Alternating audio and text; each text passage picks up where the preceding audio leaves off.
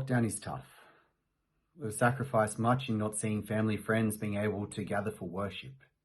And we see that there's a growing economic, psychological impact. And as we see those protests in Melbourne, you might be wondering, well, are the sacrifices we're making really worth it? What's the cost? What's the limit? And that's the question I think that we're invited to really ask in reflection of this week's gospel. Is it worth it? And Jesus talks about the kingdom of heaven, how this is such a great treasure that it's worth entering into life lame, without legs, feet, or even eyes, if they're going to cause us to sin, if that would mean that we're going to have to forfeit the kingdom of heaven. The kingdom of heaven, Jesus says, is worth everything. But as we know, it starts here and now with the actions that we do. And so Jesus says, if someone gives you a glass of water simply because you follow me, the Christ, they will not go unrewarded. What we do, what we suffer, what's happening now matters. And so the perspective that we're invited to really contemplate this week, I think, is the perspective of the common good. That's the whole reason why we're going through all these restrictions at the moment. It's so that we give our hospital system and those who are most vulnerable the best chance when we move into the endemic stage of this pandemic. And that will be a big shift. We know that there are some people who, for medical reasons, cannot take vaccinations. We also know that there will be a big strain on the hospital system. 1 to 5% of people who have COVID ending up in hospital. It's a big amount of those of the unvaccinated. So again, we know that if we receive the vaccine, we contribute to the common good in a few ways. In the first instance, it means that we're less likely to get COVID. In the second instance, it means if we get it, we're less likely to end up with serious illness and in hospital.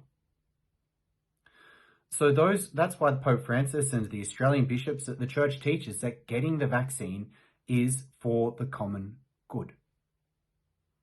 Of course, there is conscientious objection, and some people might say, well, in my conscience, I can't say yes to this vaccine.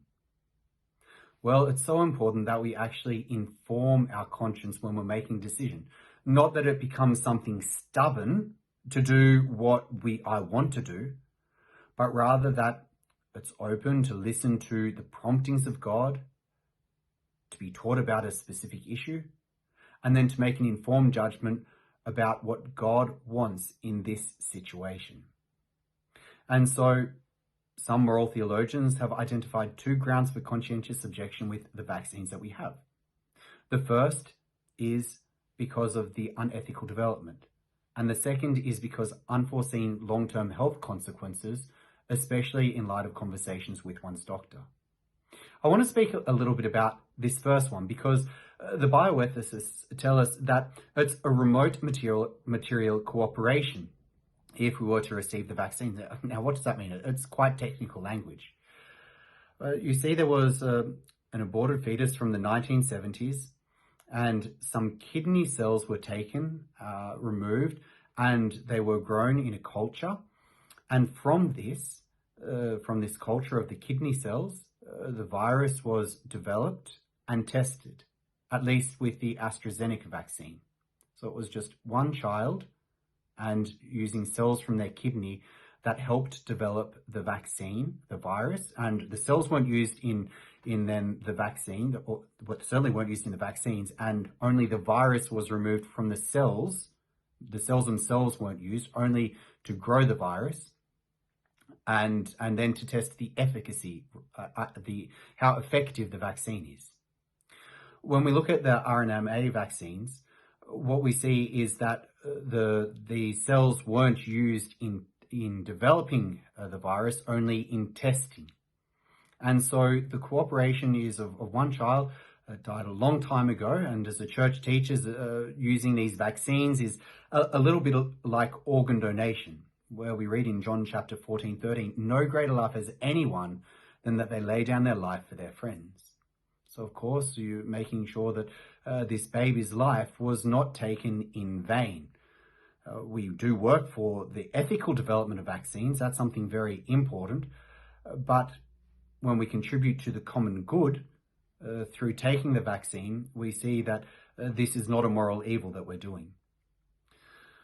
So, all of us will have to render an account for how we're behaving at this period of the pandemic. And it is tough, but as we've heard, God sees everything that we go through. And particularly if we're following these health directives to contribute to the common good, this is a great sacrifice that we're making. But we're doing it so that when we move into the next stage, those who are most vulnerable, especially those who can't receive a vaccine, will be given the best chance that they can. So I know that there's a lot of hype in the media and there's lots of confusion. If you want to talk with me about these things, again, I always try to make myself available. But I invite you to ask yourself the question, how am I contributing to the common good, either through my omission, the things that I'm not doing, or the things that I am? God bless.